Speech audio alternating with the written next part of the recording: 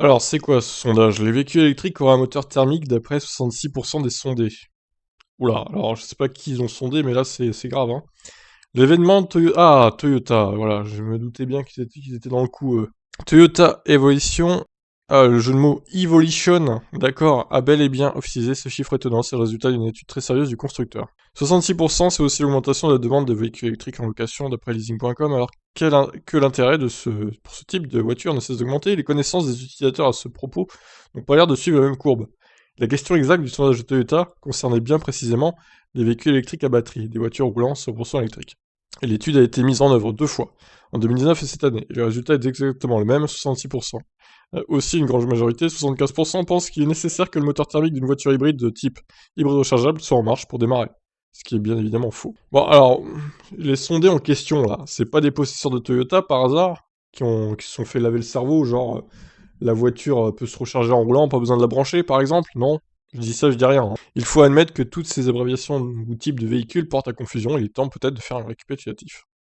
Bon, voilà, on le sait, hein, je pense qu'il n'y a pas besoin de faire un recap de ça. On distingue deux types de véhicules hybrides, les hybrides rechargeables et les REV, Extended Range véhicules électriques. Le premier déclenche le moteur thermique automatiquement lorsque la voiture nécessite un regain de puissance ou par le choix du conducteur s'il souhaite préserver la batterie lors de longs trajets, à partir de 65 km/h. Le second possède un moteur électrique avec des batteries grande capacité, qui en assure l'alimentation. Celles-ci peuvent rester en charge grâce à un bloc alternateur de petite taille et donc par un moteur thermique. Ça concerne au final assez peu de voitures, hein, cette dernière proposition. 20 ans après le lancement de son premier modèle hybride, Toyota peine à cacher sa frustration face à l'ignorance de son public.